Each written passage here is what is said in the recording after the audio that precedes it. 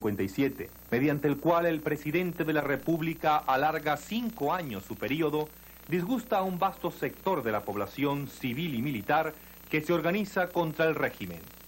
Los civiles, liderizados por jóvenes figuras de los partidos políticos en la clandestinidad, organizan la Junta Patriótica.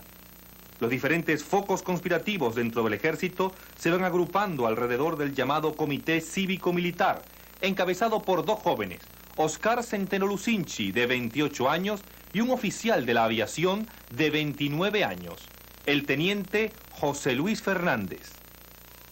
Ni una sola fuerza, ni un solo partido, sino todo el país es lo que conjuga realmente el triunfo del 23 de enero. En la farmacia Gran Avenida se iniciará la unión de las diferentes fuerzas militares. El día 16 de enero, o sea, un día después de la reunión esta casa de Centeno Lucinchi, tuvimos nosotros los marinos una reunión en el apartamento del capitán Andrés de la Rosa. Allí se decide hablar con la máxima autoridad dentro de la Marina, el contraalmirante Wolfgang Larrazábal, a quien se contacta el martes 21 de enero a las 4 de la tarde. Ese mismo día, a esa misma hora, se llevan a cabo las jornadas civiles de la huelga decretada por la Junta Patriótica. Y en la tarde del 22 de enero se inicia el golpe militar. Así que, con 24 horas de retraso del plan inicial, o sea, el 22 de enero a las 6 de la tarde, zarpan los buques del puerto de La Guaira. Sin ninguna orden especial, ya nosotros habíamos hecho nuestras operaciones y estábamos sordos y mudos a todo. De ahí en adelante lo que ocurriría sería para bien o para mal de Venezuela, pero así iba a ser. Mucha gente me ha hecho la siguiente pregunta, y es que ¿por qué no se trató de detener al general Pérez la noche del 23 de enero? Ha llegado pues el momento, como todo tiene su tiempo, de responder esa pregunta. La noche del 23, el capitán José Vicente Azopardo, quien era prácticamente el líder de todo el movimiento, se presentó a la escuela a eso de las 12 de la noche y me dijo: José Luis, tenemos que salir con todo el cuerpo de cadetes, que eran 1.232 cadetes, a detener al general Pérez. Entonces, en ese momento que hablaba y me comunicaba aquella decisión, le dije: mira, Vicente, así como tú tuviste aquella idea de no detener preso al general Pérez en la inauguración de la escuela básica, ahora yo tengo también la idea de que no debemos tratar de sacrificar a ninguno de nuestros hombres y menos a los cadetes en esta temeraria. Él decidió irse, que se vaya, pero no te debo acompañar en esa proposición. Y en ese momento se presentó el coronel Quevedo y me dijo: Fernández, usted tiene toda la razón. En realidad, yo creo que es una acción muy temeraria y debemos desistir, o ustedes deben desistir de esa acción. En la madrugada del jueves 23 de enero de 1958, una junta presidida por el contraalmirante Wolfgang Larrazábal dirige los destinos de Venezuela. Entonces...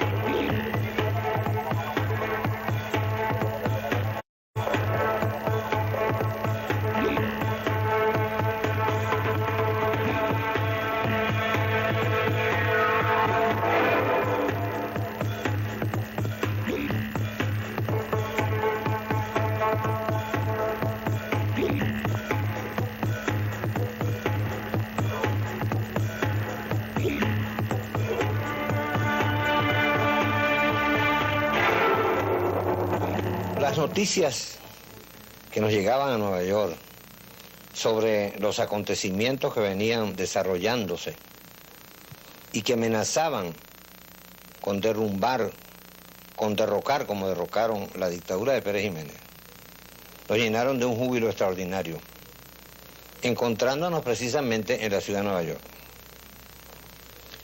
A Nueva York habíamos nosotros llegado después de que en el año 54 se nos expulsó de la isla de Trinidad, porque el gobierno inglés, por cierto que se había presidido por Churchill, que había vuelto al poder, el gobierno inglés consideró que para ellos era muy peligroso el que permaneciera yo en Trinidad mientras el gobierno de Pérez Jiménez intentaba, como había intentado, secuestrarme para traerme a las playas de Güiria y allí celebrar, después de victimarme, el aniversario del golpe militar contra las elecciones del 30 de noviembre de 1952.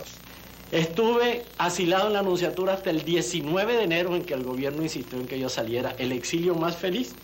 Y justamente les estaba mostrando aquí el interés que había en el mundo por esta lucha, que en la primera página del New York Times, de fecha 20 de enero, sale mi fotografía con la noticia de mi llegada a Nueva York. Cuando llegué a Nueva York encontré que en el aeropuerto estaban Rómulo Betancourt, Gonzalo Barrios, Luis Augusto de Buca, otros de Acción Democrática, Jovito Villalba, Ignacio Arcaya y otros dirigentes de URD, y unos cuantos copellanos como Lorenzo Lara, como Valmori Acevedo, que me sirvió de secretario en esos días, y algunos amigos de la democracia cristiana de otros países. Pero este encuentro fue seguido por una reunión promovida por Ignacio Luis Arcaya en su club en Nueva York, donde cruzamos ideas sobre lo que tenía que hacerse en el país una vez que el gobierno cayera, porque estábamos seguros de que iba a caer. De manera que lo que fue después el pacto de Punto Fijo, en cierta manera, empezó en Nueva York. Por supuesto, cuando en la noche del 31 de diciembre de 1957 nos llegó la noticia de que se habían producido en Caracas ciertos movimientos militares de importancia, y en todo ese mes de enero, en que la crisis fue cogiendo cuerpo y fuerza, nosotros no solo estábamos intensamente sacudidos por los acontecimientos, sino también llenos de una gran esperanza sobre lo que habría de venir con el retorno nuestro a la patria y con la vuelta de Venezuela al cauce democrático. Fueron días muy interesantes. Lo importante es que no se perdieron, sino que su resultado fue positivo, a pesar de todos los obstáculos que hubo que vencer. Y yo creo que fue, permítanme que use la palabra, providencial, porque yo creo en la providencia, que nos hubiéramos encontrado, Betancourt, Villalba y yo, en Nueva York, 4 días antes de la caída del gobierno, para transmitirle a Venezuela el compromiso de unidad que era lo que podía salvar el experimento democrático, porque sin duda de no haberse logrado ese entendimiento, habría sido muy difícil que la democracia hubiera subsistido en el primer periodo constitucional. El propio 23 de enero nos reunimos en mi casa en Nueva York. Betancourt, Rafael Caldera, que había llegado pocos días antes, y yo. Jovito Villalba nos dio una copa de champaña en su casa. Él estaba exilado en Nueva York hacía días. Betancourt estaba en Puerto Rico, pero había ocurrido a Nueva York. Yo había llegado por las circunstancias que dije. Tomamos con algunos amigos que entonces visitaban Nueva York. Y en la casa de Jovito Villalba, en el brindis de la champaña, se hizo una fotografía que recorrió después todo el país, en que estábamos los tres brindando y que era como el compromiso que estábamos contrayendo con el pueblo venezolano de superar las diferencias grandes que ha habido entre nosotros para servirle a la democracia venezolana.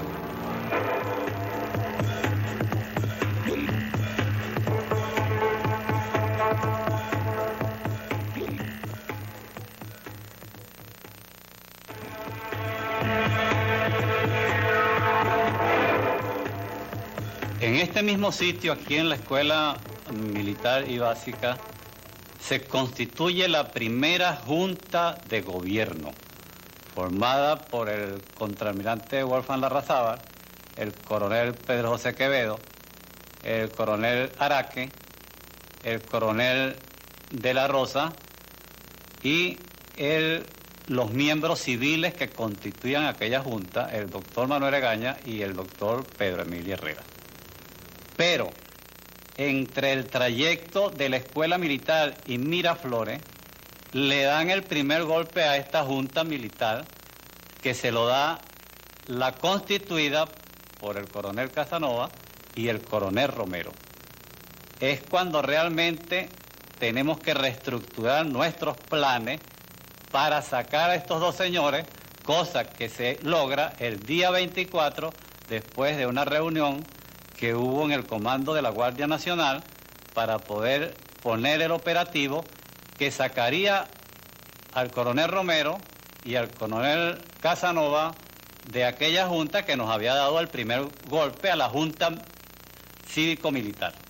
Entonces llegamos aquí a la Academia Militar, eran la 1 de la madrugada, un poco más, un poco menos por ahí. Mi computadora en ese momento no estaba para la hora, pero llegamos a la Academia Militar. Y justamente aquí donde estoy sentado, en esta mesa, en esta silla, con esta misma panorámica, así estábamos nosotros en esa madrugada del 23 de enero, cuando también escuchamos pasar, rasgar el silencio del cielo, el avión en donde alguien iba, y nos supusimos que era el avión que se llevaba a Pérez Jiménez hacia otros mundos. Aquí en la Academia Militar estuvimos entonces conformando lo que tenía que ser la Junta de Gobierno. Desde aquí nosotros teníamos la concepción de un gobierno cívico-militar. Y así fue durante mi llegada a la Academia Militar y mi salida de la Academia Militar para llegar a Miraflores. Encontramos un palacio radiante, lleno de luces, lleno de gente, todo el mundo quería hacer algo, todo el mundo aportaba con su gestión, con su manera de ser, lo que querían que hacer en una Venezuela que se expresara o se expresaría nueva. Y así nos llegamos al momento en que nos encontramos que había otra junta de gobierno. Que la única cosa que tenía en común era que Larrazábal presidía la junta, pero completamente distinta porque no había civiles, y estaba Romero Villate y Casanova incluidos en la junta, ¿no? En ese momento llegué yo allá y le dije a Larrazábal, le dije que eso no era lo que nosotros habíamos hecho, y él en verdad no conocía los convenios que nosotros habíamos tenido con la Junta Patriótica, de la formación, de inclusión de los civiles dentro de la Junta. Pero el único cambio que se hizo ahí inmediatamente fue que Miguel de la Rosa quiso que Romero Villate lo sustituyera a él. Entonces en ese momento yo estaba enfermo, yo estaba muy mal, tenía un dolor muy grande en la columna, me salí para afuera y cuando venía saliendo me encontré con el doctor Centeno Lucinchi y le dije estas palabras, le dije, mira chico, aquí ha sucedido algo que está fuera de todo lo que nosotros hemos pensado. Y Azopardo me agarró por el brazo y me dijo, Centeno, yo no tengo nada que ver con la formación de esta junta. Yo te prometo que esto se va a arreglar porque el compromiso que nosotros habíamos hecho, los militares estamos dispuestos a cumplirlo con los civiles. Así es que tendremos que tomar medidas de otra índole para ver cómo se mejora esto, porque esto no puede continuar en esta forma. Dentro de ese movimiento de gente, un río de gente que había en el Palacio de Miraflores, había un oficial en el centro, en la pileta del palacio, que estaba arengando pues a otro grupo de oficiales. Le decía una frase más o menos que decía, oficiales del 1 de enero, vamos a aceptar provisionalmente esta junta, pero no olvidemos nuestros objetivos. Con posterioridad supe que ese oficial, pues que estaba arengando a los otros oficiales, se trataba del coronel Hugo III. Les dije que regresaran a los cuarteles, que regresaran a los lugares donde habían salido para brindar el hermoso espectáculo de libertad a nuestra patria. Y todos obedecieron. Bueno, mientras sucedían toda esta serie de acontecimientos en el Palacio de Miraflores, después que Azopardo tiene la conversación conmigo, yo le digo que era preferible irnos a la casa. Azopardo se sentía muy mal con un dolor en la columna y nos invitó a llevarnos en la camioneta de él. Como a las 8 de la mañana, siento que una persona me está tocando las piernas.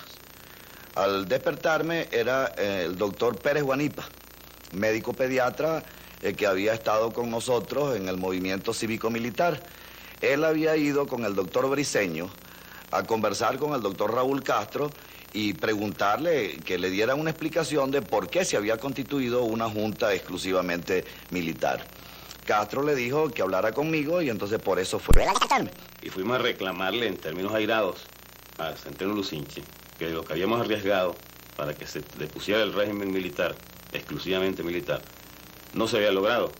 Y que después de nosotros habernos expuesto y haber expuesto a nuestros familiares y a nuestros amigos, no podríamos ahora responderle en la forma que habíamos deseado, que era que se transformara radicalmente un régimen exclusivamente militar en uno cívico-militar, como periodo de transición para después llegar a un régimen democrático en el cual las fuerzas civiles fueran las que tomaran las máximas decisiones del país. Yo pensé en realidad que Pérez Juanipa tenía razón y esto venía nada más que a ratificar las mismas palabras que me había dicho Azopardo en Miraflores. Invité entonces a Raúl Castro que me acompañara a la escuela militar. Me trasladé con él, llegamos aquí a la escuela militar y el grupo de oficiales que ya me conocía, yo le dije que quería hablar con el comandante de la escuela, que en esa oportunidad pues estaba de director el comandante. Que lo convenido entre los militares y la Junta Patriótica, la Junta debía ser cívico-militar y que en ese momento lo que había era una Junta militar. La participación civil en la Junta de Gobierno no se había logrado y que nosotros solicitábamos entonces de la escuela militar ratificaran el compromiso que se nos había hecho de que la Junta tenía que ser cívico-militar. Consulté con los oficiales nombrados, los cuales me ratificaron lo dicho por el doctor Centeno Lucinchi. Se paró Rodríguez Corro y dijo, es cierto mi comandante, porque yo estaba en esas reuniones, igual dijo Felipe Párraga, Leal Morales, Brito, en fin, una serie de oficiales pues que habían estado con nosotros en las reuniones. En ese momento el comandante Morín pronunció una frase que a mí me impresionó mucho. Dijo, señores, los oficiales siempre hemos cumplido las promesas que hemos hecho. En vista de que los hechos se han sucedido como lo ha narrado aquí el doctor Centeno, yo les pido que acompañen a los doctores Centeno y Castro al Palacio de Miraflores para hacer cumplir estos objetivos y hacer cumplir nuestra promesa. Mientras tanto, la escuela militar y básica estaba en pie de guerra.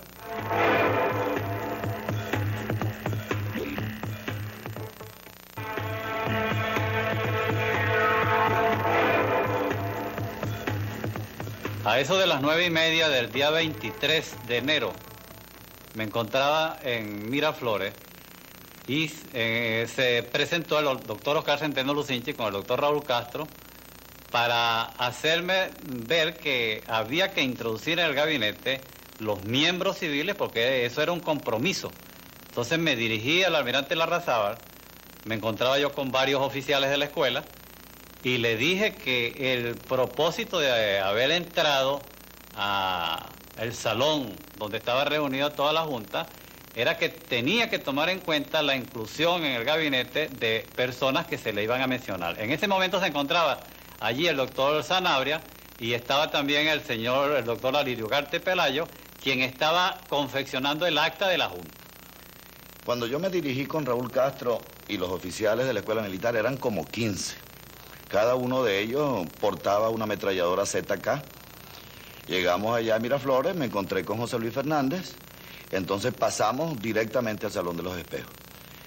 Yo le hice una exposición amplia a Larrazábal, como de unos 15 minutos aproximadamente, explicándole la serie de reuniones, la serie de compromisos que habíamos hecho para el 23 de enero. Larrazábal oyó con bastante detenimiento la exposición. Y en ese momento había en las puertas del Palacio de Miraflores una gran manifestación estudiantil. Yo veía como impedimento el hecho de que ya el pueblo de Venezuela tenía noticias de una junta de gobierno militar que se establecía. Y me pareció al comienzo que era como una falta de seriedad ir cambiando juntas de gobierno a cada momento. Dentro de las solicitudes que nosotros hacíamos a Larrazábal concretamente era el compromiso de la inclusión de Julio de Armas como ministro de Educación, ya que era el compromiso que habíamos hecho con el Frente Estudiantil. Larrazábal nos dijo, bueno, no hay problema, Julio de Armas es ministro de Educación. José Luis Fernández, que está detrás de mí en ese momento, saca la pierna hacia un lado y le explica, mire, contraalmirante, yo me llamo José Luis Fernández, yo tengo 20 días y 20 noches sin dormir. Yo he llamado por radio al doctor Víctor Rotondaro para que se encargue del Ministerio de Obras Públicas y yo no voy a quedar como un tonto. Era otra palabra, pero tonto ante el pueblo de Valencia. El contraalmirante le dijo, José Luis, no te exaltes, no hay problema. Víctor Rotondaro será ministro de Obras Públicas, junto con el doctor Raúl Castro. Yo me meto entonces al despacho de Pérez Jiménez. Empezamos a cambiar opiniones, impresiones, y le digo yo, mira Raúl, la verdad es que nosotros no podemos estar satisfechos con la sola inclusión de Julio de Armas y Víctor Rotondaro en el gabinete. Nosotros hemos militar para lograr la incorporación de civiles en la Junta. Vamos a volverlos a reunir. Salimos nuevamente a los corredores de Miraflores, reunimos a todos los oficiales de la escuela militar, eran los únicos que cargaban una ametralladora ZK, y ahí teníamos toda la voz. Entonces le dije, señores, miren, nosotros no estamos satisfechos, queremos entrar nuevamente, pero a imponer civiles en la Junta. Inmediatamente recibimos el respaldo de los oficiales de la escuela militar. Cuando volvimos a entrar al palacio, al Salón de los Espejos, la Larrazábal nos preguntó, ¿qué pasa, muchachos? Entonces le dije, mire, contraalmirante, que nosotros no estamos satisfechos con la sola inclusión de Julio de Armas y Víctor Rotondaro. Nosotros exigimos el cumplimiento de la incorporación de civiles en la Junta.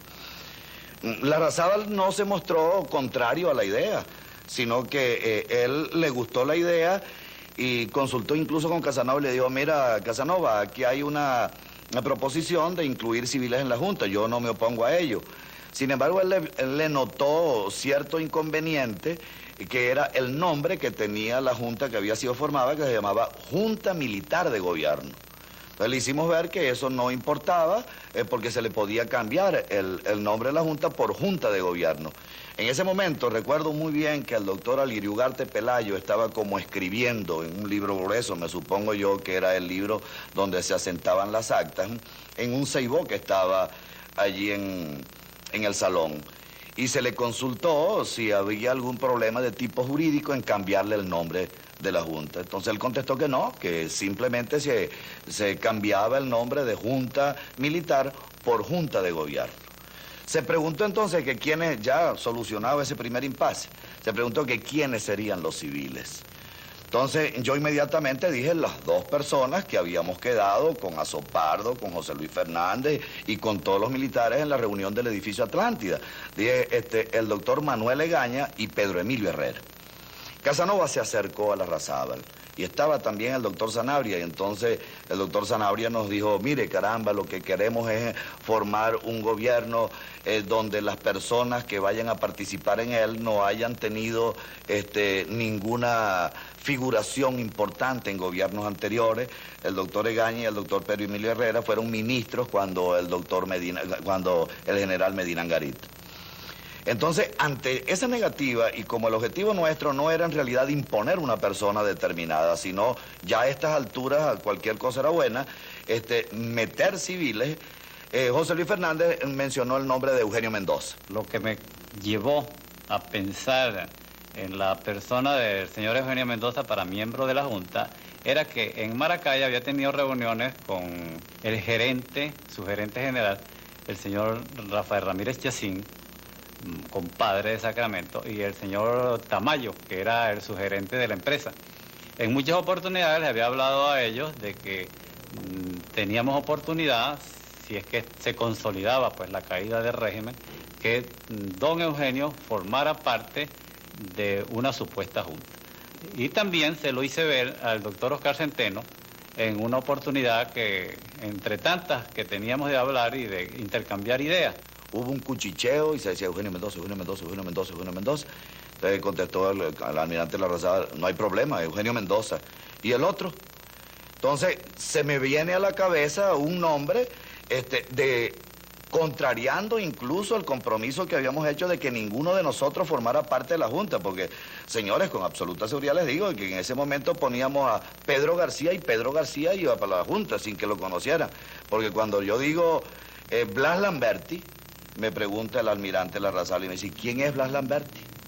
Entonces yo le empiezo a explicar quién es Blas Lamberti y entonces el doctor Raúl Castro Continúa diciendo pues que Blas Lamberti era un ingeniero que había estado conspirando con nosotros, que tenía 2 promociones en la universidad. Entonces la Razabal dijo, bueno, bola blanca al nombramiento de Blas Lamberti. Así entran pues estos 2 civiles a la Junta de Gobierno sin participación nuestra en ella. Me doy cuenta que en una lista que tenía en sus manos el doctor Edgar Sanabria, en donde aparecía la constitución de la Junta y del gabinete, el coronel Roberto Casanova figuraba como ministro de la Defensa. Llamé aparte a José Luis Fernández y le dije, José Luis, esto es muy grave. Prácticamente Casanova, en esta situación, va a ser el jefe de la situación, el jefe de batalla, todo el poder en su mano, y yo creo que debes dirigirte al almirante Larrazabal y decirle que ningún miembro de la Junta sea miembro del gabinete.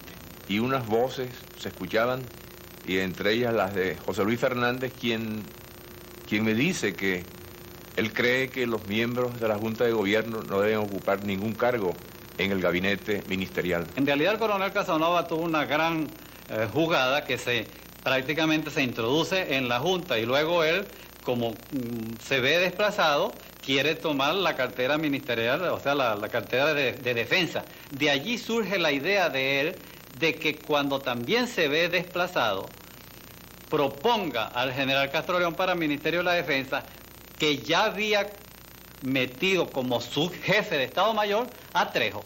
Esta idea, todo esto lo configura es el coronel Casanova.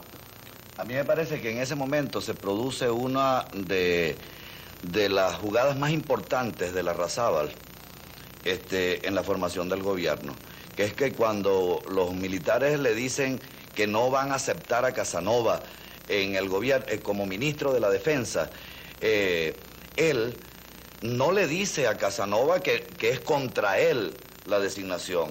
Y entonces le dice, mira, Casanova, aquí hay una proposición que a mí no me disgusta, y es que ninguno de nosotros, los miembros de la Junta de Gobierno, ocupemos carteras ministeriales. Y así hábilmente la Larrazabal logra capear el temporal que se le estaba presentando. Porque así muchos problemas futuros podrían ser solucionados. De tal manera que le puse en conocimiento a los miembros de la Junta de lo que estaba pensando yo, y ellos aceptaron que fuese así. Y a eso de las 3:30 de la tarde, me vinieron a buscar para participar en un meeting que se estaba realizando en el estadio de béisbol de la ciudad universitaria. Y me apresuré y adelanté a decir que no se preocupara el pueblo, que Romero Villati y Casanova saldrían de la Junta en vista de la conversación que había tenido con José Luis Fernández en la misma mañana antes de abandonar el palacio. Y en vista de que estamos perdiendo prácticamente tiempo en función de lo que se debía hacer, que era sacarla al coronel Romero y al coronel Casanova, le dije al capitán Azopardo y al alférez Brito Martínez, le dije, mire, yo vamos a tomar la decisión, ya la decisión prácticamente está tomada, es la acción, vamos a Miraflores y sacamos a estos señores, nosotros tenemos suficiente armamento y todo lo que necesitamos para esto.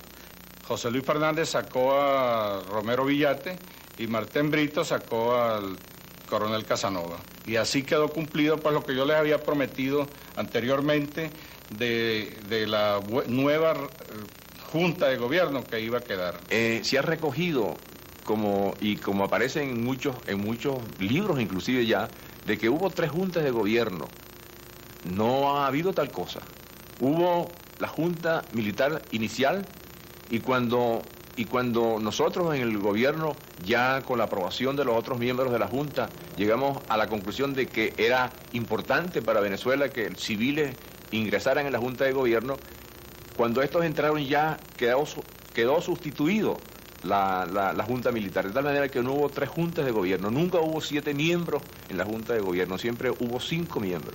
Ya el propio día 24 queda constituida entonces la Junta de Gobierno, que integraban el contraalmirante Larrazabal, quien la presidía, los coroneles Araque y Quevedo, y los civiles Eugenio Mendoza y Blas Lamberti. Pero no es sino tan solo el día 25 cuando esta Junta se constituye físicamente, pues no olvidemos que el señor Eugenio Mendoza se encontraba en los Estados Unidos. En esa forma se le había puesto una solución y se había superado la primera gran crisis del movimiento triunfante del 23 de enero de 1958.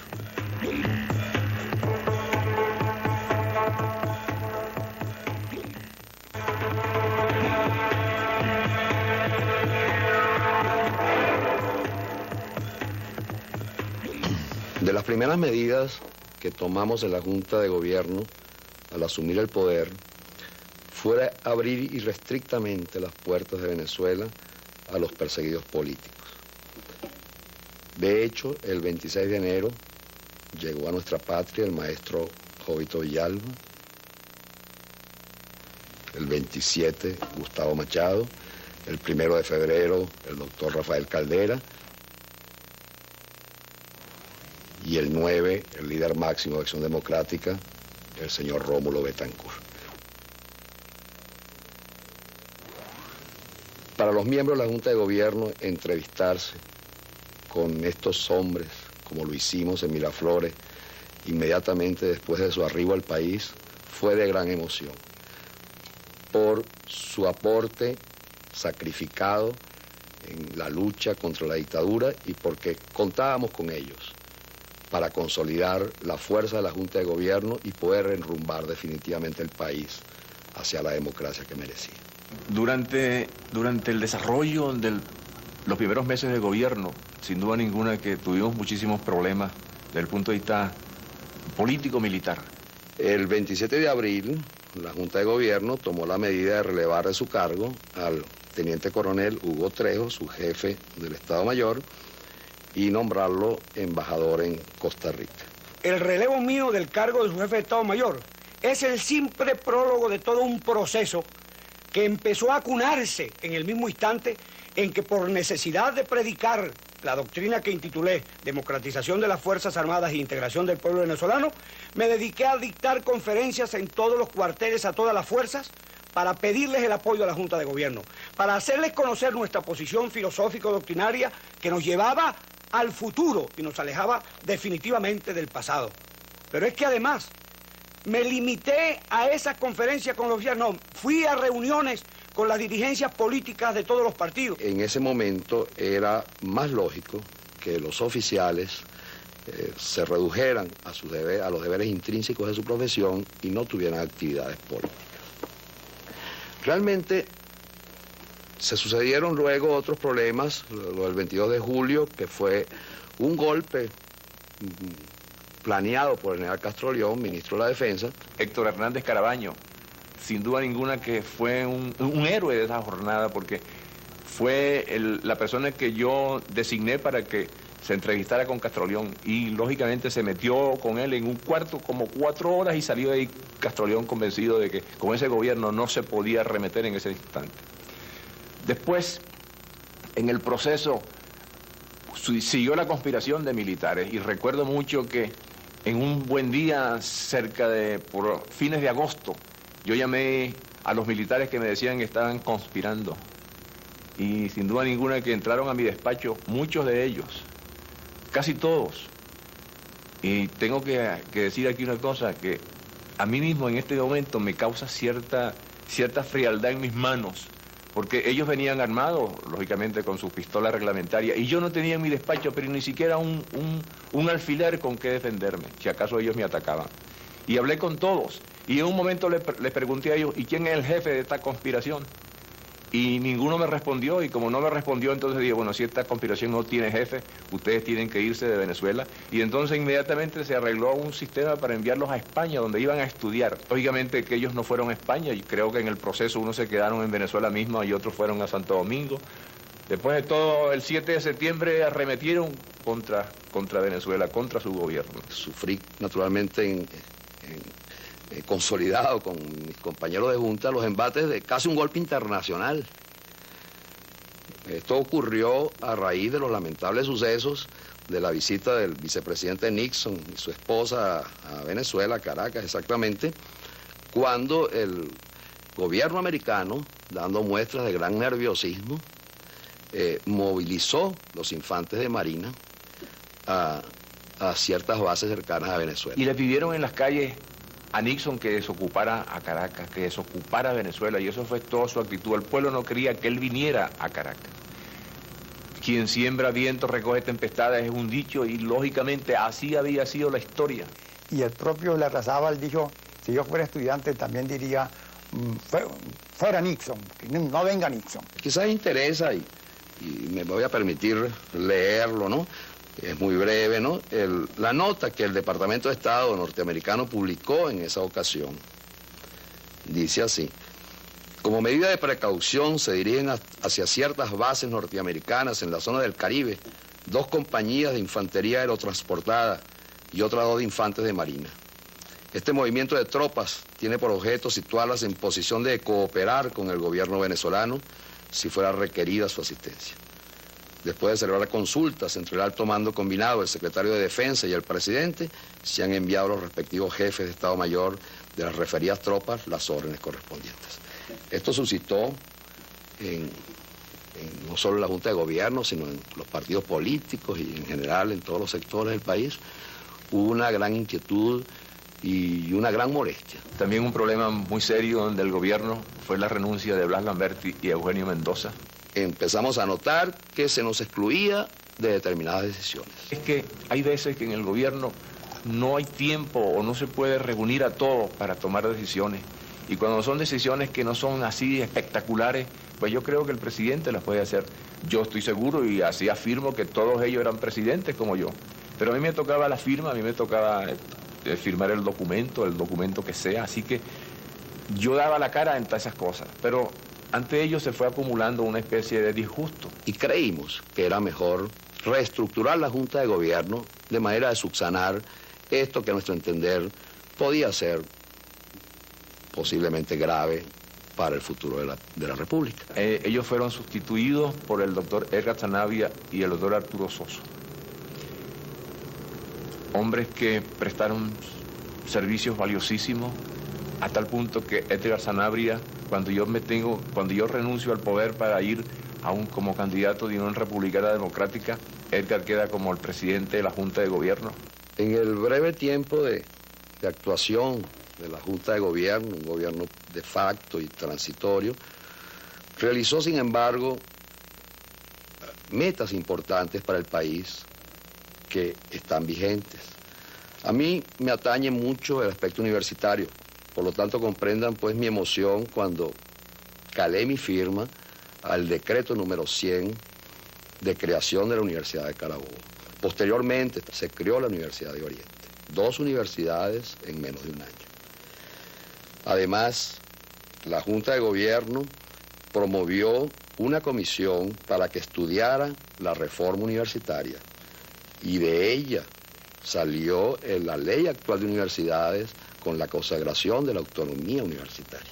Y entre las obras así que recuerdo en este instante fue la designación de una comisión investigadora contra el enriquecimiento ilícito. La reforma agraria no fue para nosotros un problema sin solución, en el sentido de por lo menos comenzar sus estudios. Se creó también el Instituto del Hierro y del Acero, el embrión en esa época de lo que hoy es la Corporación Venezolana de Guayana, de lo que hoy es SIDOR. Se echaban las bases del Programa Nacional de la Vivienda Rural. Se estableció el programa de fomento pecuario. Se organizó y se creó, mejor dicho, lo que hoy y desde entonces se llamó Cordiplan. Un programa de emergencia que comenzó al principio muy tímidamente, de 120 millones de bolívares. Después, el 13 de marzo de ese mismo año, se anunciaba al país el Plan Nacional de Emergencia. ¿Por qué? Porque Venezuela, las calles eran llenas de gente sin empleo, porque era necesario darle respuesta a esas angustias. Y nosotros hicimos ese plan de emergencia, que lógicamente en estos años todavía es criticado, y uno dice, ¿por qué critican tanto el plan de emergencia?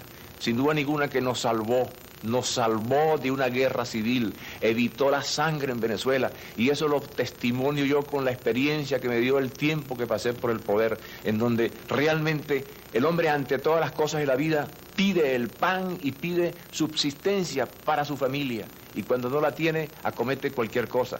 Y se crearon, quizás lo he reservado para lo último, porque de fondo, desde el punto de vista de la democracia, lo más importante, se creó toda la organización para estudiar la ley electoral, la ley que debía regir a fines de ese año las elecciones, en muchos años las únicas, y así fueron, libres y democráticas en este país.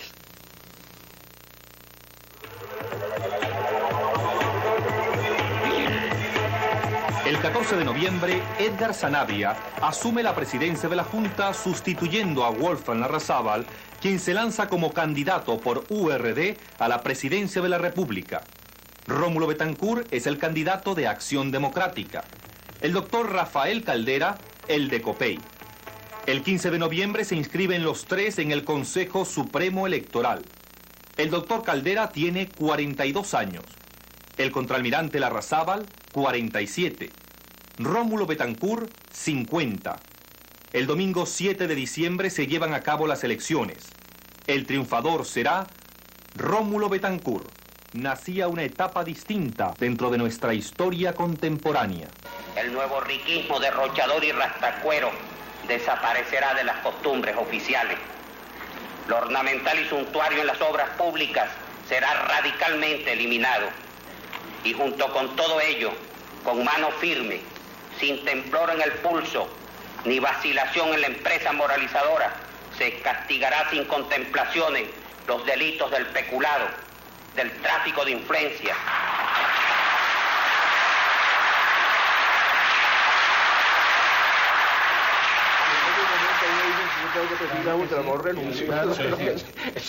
Hay que ver. ¿Ustedes llegaron a Miraflores cuándo? ¿A qué hora? Después de las 2:30. ¿Usted dice del 23? Sí, del 23. La mañana cuando ya usted está hablando. Bueno, hay que ver el paquete chileno que encuentro yo cuando llego a Miraflores. ¿No? Que llega conmigo, yo llego con hay que ver lo que había ahí. Wolfgang, si es que a mí me llamó el Gato Romero aquí, el Gato Romero me llamó aquí y me dijo, Morín, en este momento sale el alto mando militar desde la planicie para Miraflores a formar gobierno.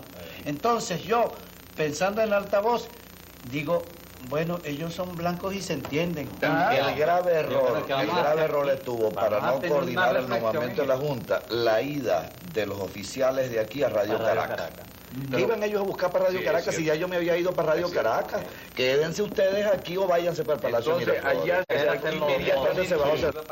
Pérez Jiménez se quedaba sin gente que se le fue por alto. Él manda este preso, porque yo tengo ahí quien me defienda, para empezar, ¿no? Quiero repetir aquí una cosa. Cuando yo asumo la responsabilidad del movimiento inicial, para mí lo que realmente tengo en mis manos es la dirección de las operaciones navales que se van a avecinar por la guerra que vendrá. Yo no sabía que esto iba a suceder tan fácil, pero eso fue mi idea inicial. Entonces, a veces yo quizás hice cosas, ¿cómo se llama?, que hoy pueden ser imperdonables, pero ese fue mi pensamiento inicial. Yo acometo y soy el capitán de las operaciones navales. Claro que no tuvimos enemigos, el enemigo se nos fue y todo es muy fácil, por eso estamos hablando aquí tranquilos nosotros. Pero si hubiera habido enemigos, a lo mejor ninguno estamos. Quizás que hubiera sido de nosotros, pero evidentemente que ahora parece todo muy fácil, como que si hubiera hecho así,